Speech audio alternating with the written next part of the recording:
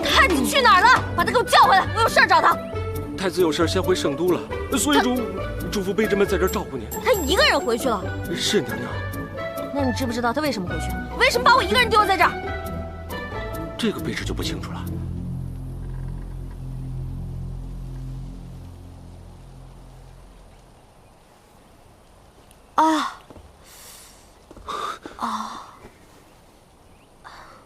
别乱碰！我怎么受伤呢？你从山坡上摔下来的时候，割到了脑袋，一定很疼吧？哼，风雨中这点痛不算什么。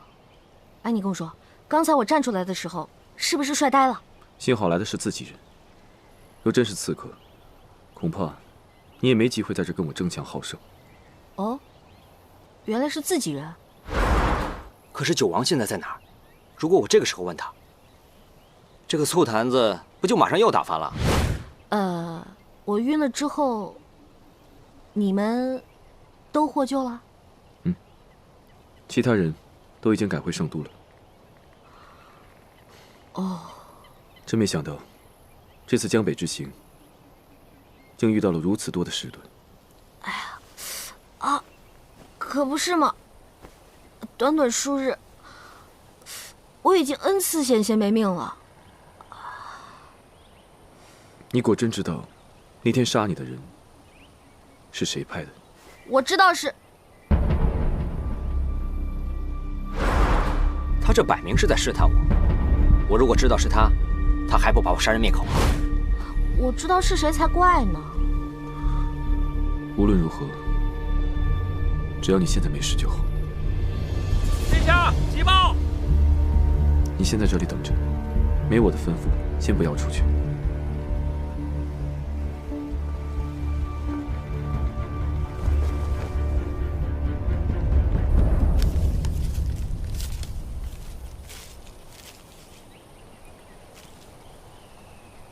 孙儿启圣，你父皇于昨晚走了。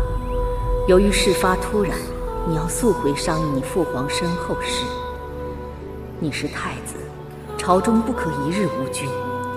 现在朝中有许多大事需要你回来处理决定。事不宜迟，吩咐下去，立即派遣军力，与我一同北上。是。事发突然，圣都那边形势严峻，十分危险。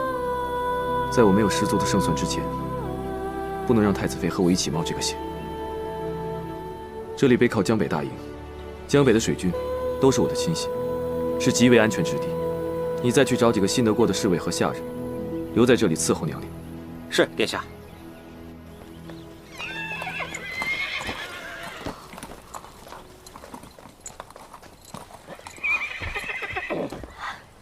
护送太子殿下回圣都，不得有误。是。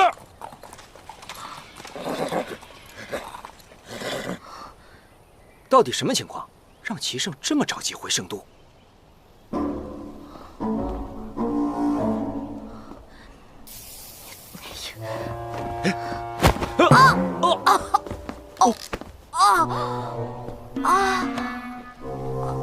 娘娘恕罪。行，起来吧。谢娘娘。哦，我都已经在这憋一天了。卑职就是要带你出去透透风的。哎，这人都去哪儿了？太子有吩咐，让您在营帐内好生休养身体。外面风很大，还是不要随意走动为好。哼，哪儿他妈有风啊？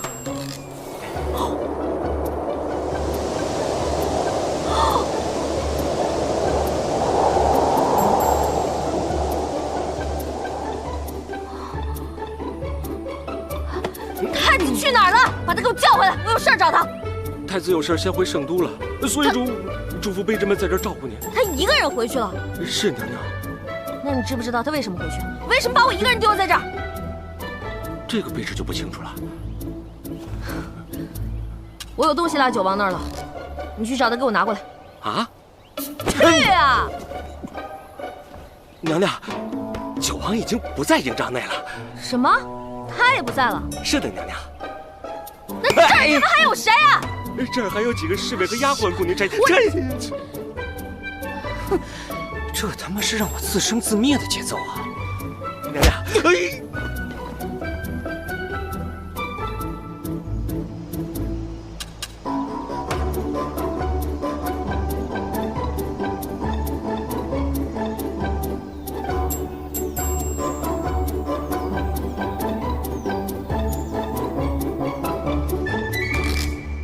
万万没想到，万万没想到，万万没想到，万万没想到，万万没想到，万万没想到，葡萄变成了葡萄干儿啊！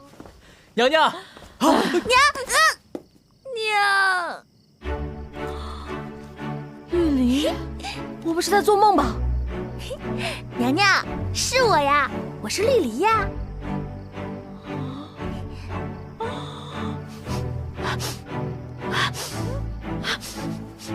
娘娘，您在闻什么呀？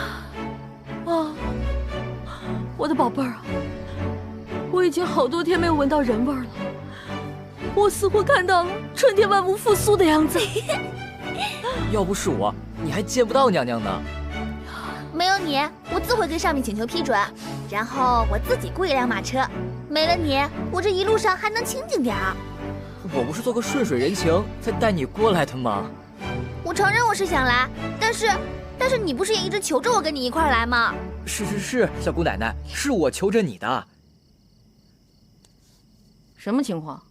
你对他动了春心？娘娘，几天前皇上在奉天殿登基，紧接着就命奴才来接娘娘回圣都了。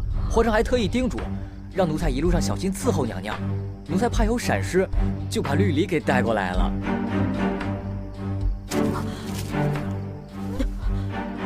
新皇登基？是呀，娘娘，谁都没有想到，先皇一夜之间就暴毙身亡了。奴婢足足哭了1个晚上呢。你说这人怎么就这么脆弱呀？这先皇怎么能说驾崩就驾崩了呢？先皇驾崩了，可不是嘛。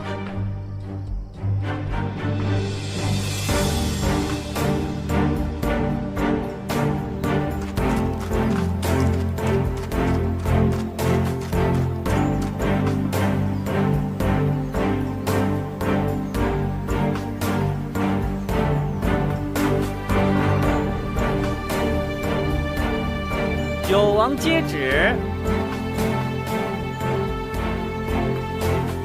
敢问公公，是接的谁的旨啊？当然是皇上的旨了。九王殿下，跪下领旨吧。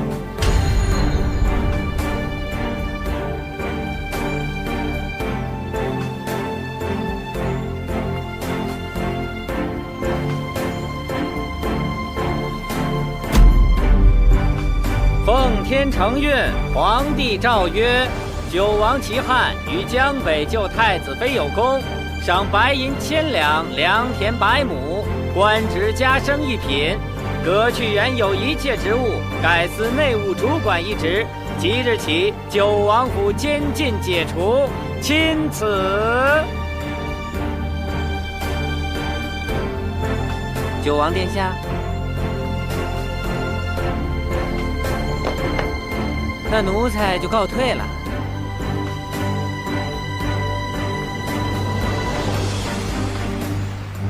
谢圣上恩典。